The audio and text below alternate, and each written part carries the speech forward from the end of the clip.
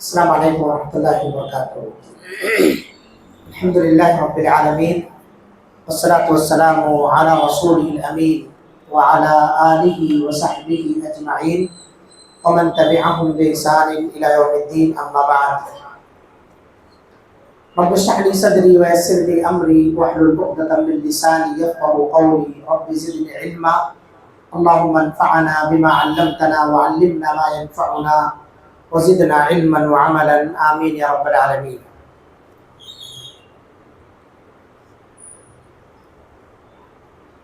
گزشتہ دروس میں ہم نے یہ باتیں جانی ہیں کہ وہ کون سی چیزیں ہیں جنہیں عوام میں نجس اور ناپاک سمجھا جاتا ہے، حالانکہ وہ شریعت کی نگاہ میں ناپاک اور نجس نہیں۔ آج کے درس میں بہت اہم مسئلہ ہے، وہ ہے منی کی نجاست کا معاملہ۔ یعنی سوال ہے کہ کیا منی پاک ہے یا ناپاک؟ اس سے پہلے یہ بات ہمیں ذہن میں رکھنی چاہیے کہ منی کی نجاست کا معاملہ قدیم زمانے سے اس سلسلے میں اختلاف چلا آ رہا ہے کہ منی پاک ہے یا ناپاک ہے۔ یہ بھی ایک اختلافی مسئلہ ہے، لیکن اس اختلاف پر اگر ہم نظر دوڑاتے ہیں تو دو گروہ نظر آتا ہے اس سلسلے میں۔ ایک تو اس جانب گیا ہے کہ منی پاک ہے، اور ایک گروہ اہل علم کا اس جانب گیا ہے کہ منی ناپاک ہے۔ جو لوگ منی کو پاک کہتے ہیں، ائمہ میں سے، ائمہ اربعہ میں سے امام شافعی ہیں اور امام احمد، اور جو لوگ ناپاک کہتے ہیں ائمہ اربعہ میں سے امام مالک ہیں اور امام ابو حنیفہ رحمہ اللہ۔ تو اس طرح سے دو گروہ بن جاتا ہے۔ منی کے پاک اور ناپاک ہونے کے سلسلے میں امام شافعی اور امام احمد منی کے پاک ہونے کے قائل ہیں، امام مالک اور امام ابو حنیفہ ناپاکی کی طرف گئے۔ دلیل، دونوں کی دلیلیں دیکھتے ہیں اور اس کے استدلال اور پھر راجح کیا ہے۔ تو سب سے پہلے ان لوگوں کی دلیلیں دیکھ لیتے ہیں جو یہ کہتے ہیں کہ منی پاک ہے۔ تو منی کے پاکی کے سلسلے میں حضرت عائشہ رضی اللہ عنہا سے مروی روایت ذکر کرتے ہیں۔ حضرت عائشہ کہتی ہیں کہ میں نبی صلی اللہ علیہ وسلم کے کپڑے سے منی کو کھرچ دیا کرتی تھی، پھر آپ اسی کپڑے میں نماز ادا فرما لیتے تھے۔ یہ حدیث صحیح مسلم کی ہے اور سنن نسائی کے اندر موجود ہے۔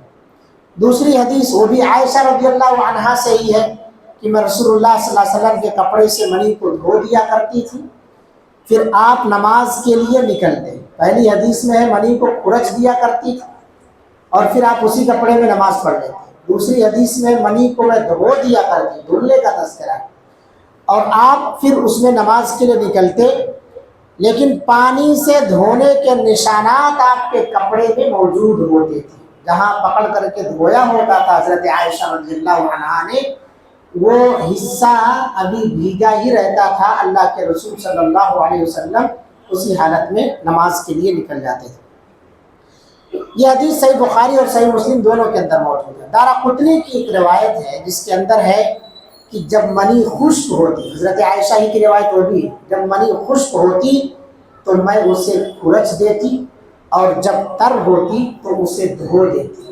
یہ پچھلی جو دونوں حدیثیں ذکر کی گئی ہیں اس میں جو تعارض ہو رہا ہے، ایک میں کھرچنے کا ہے، ایک میں دھلنے کا ہے، تو دونوں کو جب جمع کریں تو یہ دارقطنی کی روایت سے اس کے اندر تطبیق ممکن ہو جاتی ہے کہ اگر خشک ہوتی تو کھرچ دیا کرتی تھی، اور اگر بھیگی رہتی، تر ہوتی تو دھو دیا کرتی تھی، اور آپ صلی اللہ علیہ وسلم اسی حالت میں اسی کپڑے میں نماز پڑھ لیا کرتے تھے۔ ان احادیث سے تو یہی معلوم ہوتا ہے ان حدیثوں کا جواب یہ دیا گیا ہے کہ حضرت عائشہ رضی اللہ عنہا کا ذاتی عمل تھا، عائشہ رضی اللہ عنہا کا ذاتی عمل تھا، رسول اللہ صلی اللہ علیہ وسلم کو اس کی اطلاع نہیں تھی۔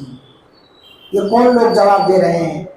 جو لوگ کہتے ہیں کہ منی ناپاک ہے، حضرت عائشہ رضی اللہ عنہا کی ان حدیثوں کا جواب یہ دیتے ہیں کہ یہ ان کا اپنا ذاتی عمل تھا، نبی صلی اللہ علیہ وسلم کو پتہ نہیں تھا کہ ہمارے کپڑے کے ساتھ اس طرح کا معاملہ کیا گیا ہے یا برتاؤ کیا گیا ہے۔ کیا یہ بات درست نظر آتی ہے؟ قطعی نہیں، یہ بات بالکل بھی درست نہیں ہے، کیونکہ اگر نبی کو خبر نہ ہوتی تو اللہ تعالیٰ کو تو خبر ہے نا، اپنے نبی کو اسی کپڑے میں نماز پھر نہیں پڑھواتا۔ نبی صلی اللہ علیہ وسلم باخبر نہ ہو تو اللہ تعالیٰ خبردار کر دے گا۔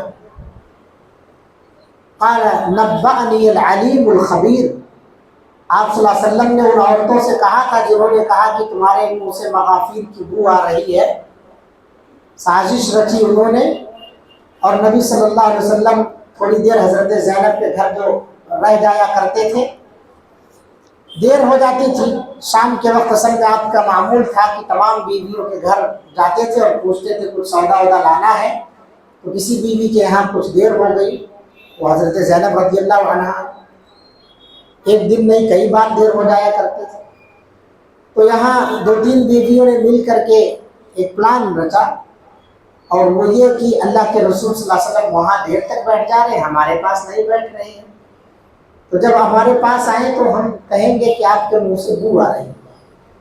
نبی صلی اللہ علیہ وسلم کے ساتھ یہی معاملہ پیش آیا، تو آپ صلی اللہ علیہ وسلم نے کہا بھائی میں نے تو کوئی ایسی چیز نہیں کھائی جس سے بو آئے، بس ہاں تھوڑی دیر بیٹھ جاتا ہوں، وہ کیا ہے شہد پلاتی حضرت زینب، اسی میں دیر ہو جاتی ہے کچھ بنانے بنانے میں۔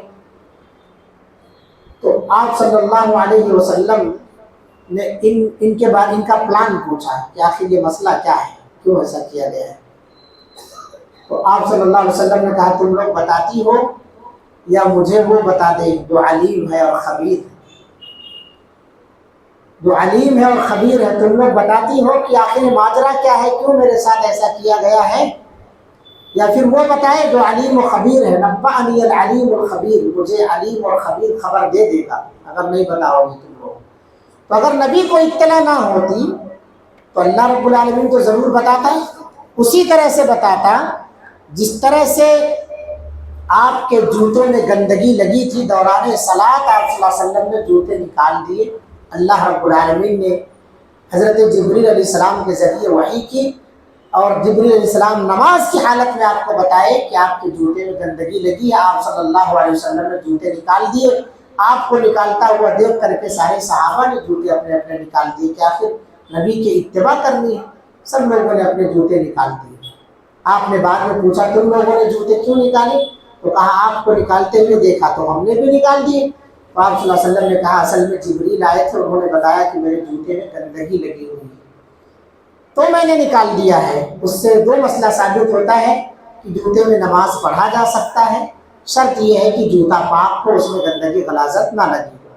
بہت سارے ہمارے بھائی ہیں جوتا چپل میں جب نماز پڑھتے ہیں تو پیر نکال لیتے ہیں پھر اس کے اوپر رکھتے ہیں، یہ کیا ہے؟ چاہے کان ادھر سے پکڑو چاہے ادھر سے پکڑو، بات ایک ہی ہے، یہ کون سا رسم پورا کر رہے ہیں؟ جب حدیث سے ثابت ہے آپ ایسی جگہ پر نماز پڑھ رہے ہیں جہاں پر چپل وغیرہ میں نماز پڑھا جا سکتا ہے، جیسے باہر ہو جنازے ونازے کی نماز کے لیے اکثر ایسا ہوتا ہے، جگہ نہیں ہوتی مسجد سے بھی باہر لوگ کھڑے ہو جاتے ہیں، سب بنا لیتے ہیں، تو کیا کرتے ہیں جوتا چپل پیر سے نکال کر کے اس کے اوپر پھر پیر رکھ کے کھڑے ہو جاتے ہیں۔ جب ثابت ہے آپ کا جوتا صاف ستھرا تو اس میں پڑھ لو، پہنے ہی پڑھ سکتے، آپ کوئی قباحت نہیں۔ اور دوسرا مسئلہ یہ ثابت ہوتا ہے کہ جوتے میں گندگی لگی ہو، یاد آ جانے پر جوتا نکال دیجیے، نماز کے ریپیٹ کرنے کی آپ کو ضرورت نہیں ہے، ٹھیک ہے؟ تو اللہ تعالیٰ اپنے نبی کو اس طرح بتا دیتا، اگر وہ منی نجس ہوتی ناپاک ہوتا تو آپ صلی اللہ علیہ وسلم کو اطلاع دے دیتا کہ آپ کے کپڑے میں منی دھلا گیا ہے یا کھرچا گیا ہے یا رگڑا گیا ہے، کچھ بھی کیا گیا ہے، ناپاک ہے، آپ اس کپڑے میں نماز نہیں پڑھ سکتے، اللہ تعالیٰ بتا دیتا۔ تو حضرت عائشہ رضی اللہ عنہا کا ذاتی عمل کہہ کر کے چھٹکارا ملنے والا نہیں ہے کہ اللہ کے رسول کو اطلاع نہیں تھی. آپ صلی اللہ علیہ وسلم کو اگر نہیں تھی تو عالم الغیب جو ہے اللہ تعالیٰ اس کو تو اطلاع تھی نا، اپنے نبی کے بارے میں ضرور بتاتا. تو یہ ان لوگوں کی دلیلیں ہوئی جو لوگ کہتے ہیں کہ منی پاک ہے. انہی دلیلوں سے وہ لوگ بھی استدلال کرتے ہیں جو کہتے ہیں کہ منی ناپاک ہے. یہی دلیل ہے، کوئی دوسری دلیل نہیں ہے. مگر ان کے یہاں کہتے ہیں کہ کیا کہا جاتا ہے کہ اگر ناپاک نہ ہوتا، منی ناپاک نہ ہوتی تو پھر اس سے دھلا کیوں جاتا؟ دھلنا مطلب منی ناپاک ہے، تب دھلا گیا ہے.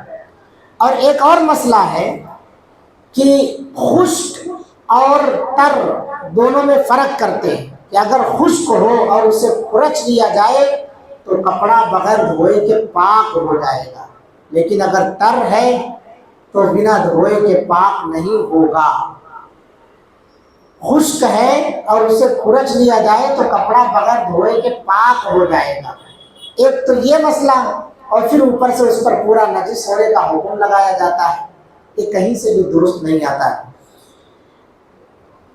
تو استدلال یہی کرتے ہیں کہ وہ دھلا گیا ہے اس وجہ سے ناپاک ہے. تو اس کا جواب یہ دیا گیا ہے کہ اگر آپ صرف دھونے کے عمل سے کسی چیز کا نجس ہونا ثابت کرتے ہیں تو بہت ساری ایسی چیزیں ہیں جو دھوئی جاتی ہیں وہ ناپاک نہیں.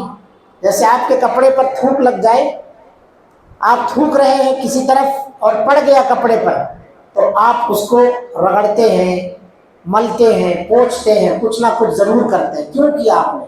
اگر وہ پاک تھا تو وہ بلغم، وہ ناک کی ریت، رطوبت اس پر چھوڑ دینا چاہیے تھا. کیوں آپ نے دور کیا؟ اس کا مطلب آپ کی طبیعت اسے نہیں چاہ رہی تھی کہ میرے کپڑے پر یہ گندگی، یہ غلاظت رہے، یہ تھوک، یہ ناک کی ریت یا رطوبت میرے کپڑے پر رہے. تو کس لیے صاف کیا ہے؟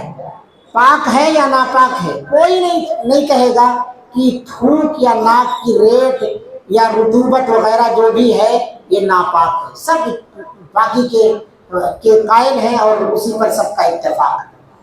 تو ایسے ہی بہت ساری چیزیں ہیں کہ اگر آپ انہیں صرف دھونے کی وجہ سے ناپاک کہہ رہے ہیں کہ وہ دھولا جا رہا ہے، تو بہت ساری ایسی چیزیں آ جائیں گی کہ جو دھولی جا رہی ہے مگر وہ ناپاک نہیں، پاک ہیں، جیسے میں نے مثال دی. پھر کیا معاملہ ہے؟ معاملہ یہ ہے کہ وہاں دھلنے کا طریقہ بتایا حضرت عائشہ رضی اللہ عنہا نے کہ اگر خشک ہو تو کھرچ دیا جائے تو بھی پاک ہو جاتا ہے، اگر بھیگا ہو تو اسے دھلا جائے گا یا کسی چیز سے پوچھ دیا جائے گا تو پاک ہو جائے گا. جیسا کہ عبداللہ نبی صلی اللہ علیہ وسلم سے کسی ایک صحابی نے، حضرت عبداللہ ابن عباس رضی اللہ عنہ سے پوچھا گیا تو انہوں نے فرمایا کہ منی ناک کی رطوبت اور تھوک کی طرح سے تمہارے لیے صرف اتنا کافی ہے کہ تم اسے کسی کپڑے یا اذخر گھاس سے صاف کر دو. کوئی کپڑا لے کر کے آپ اس کو رگڑ دیے، صاف ہو گیا اور سوکھ گیا، تو اس پر نجاست اور گندگی نہیں رہنی چاہیے، وہ چیز وہاں موجود نہیں رہنا چاہیے. اور اسی طرح سے اس کو کسی گھاس سے پوچھ بھی دیے تو بھی صاف ہو جائے گا. کپڑے سے دور کرنا مقصد ہے، اس کپڑے پر پڑا نہ رہے. جیسے آپ تھوک اور ناک کی ریت وغیرہ کو اپنے کپڑے پر رکھنا نہیں چاہتے، کسی نہ کسی چیز سے اس کو دور کر دیتے ہیں، ویسے ہی منی کو بھی دور کرنا ہے. اور ایک سب سے اہم بات جو ہے وہ یہ ہے کہ انسان کی تخلیق، اگر آپ نجس کہتے ہیں تو انسان کی تخلیق کا انحصار منی پر ہے، تب تو پوری انسانیت ناپاک ہو. انسان کس سے پیدا ہوا ہے؟ الم یکن نطفۃ من منی یمنی ثم کان علقۃ فخلق فسوی. اگر آپ منی کو نجس اور ناپاک کہہ رہے ہیں تو سارے انسان ناپاک ہے، نعوذ باللہ. اگر آپ اس کے ناپاکی کے قائل نہیں، پھر اس کا مطلب یہ ہے کہ جب آپ پھنستے ہیں تو دوسرے راستے تلاش لیتے ہیں. تو یہ طریقہ صحیح نہیں ہے. خلاصے کلام یہ ہے کہ منی نجس نہیں ہے، منی پاک ہے، طاہر ہے. منی پاک ہے. کپڑے پر لگ جائے تو کیوں اسے دور کیا جائے گا؟ کیونکہ جس طرح سے بہت ساری ایسی چیزیں ہیں جو پاک ہے اسے دور کیا جاتا ہے طبیعت میں کراہت کی بنا پر، वैसे इसको भी दूर किया जाएगा। इसलिए बुरा जिस चीज़ को आदमी महसूस करता है कि मेरे कपड़े पर ये चीज़ ना रहे, बिल आखिर उसे धो लेता है और धोने में कोई कबाहत नहीं है, ना ये समझ के धो रहा है कि ये नजिस है। तो मनी को ज़ायल करना अपने कपड़े से वाजिब है, क्योंकि उसे कपड़े में यूं ही लगी हुई छोड़ देने की कोई दलील मौजूद नहीं है, उसे साफ करना है। जैसा कि नवाब सिद्दीक हसन खान रहमतुल्लाह ने फतहुल अल्लाम जो उनकी किताब है उसके अंदर लिखा है। इमाम शाफई, इमाम अहमद, इमाम इब्न तैमिया, अमीर सनआनी, इमाम इसहाक, दाऊद ज़ाहिरी, इब्न हज़्म, सुबही, हसन हल्लाक, अब्दुल कादिर जीलानी, पीराने पीर, ये सब के सब मनी के पाकी के कायल हैं।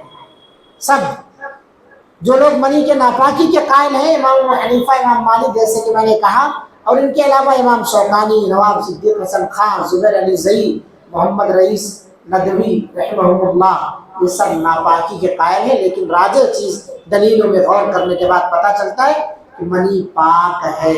क्यों? अगर नापाक कहेंगे तो पूरी इंसानियत नापाक हो जाएगी। अब एक सवाल ये पैदा होता है कि फिर इसके खारिज होने से गुस्ल क्यों किया जाता है?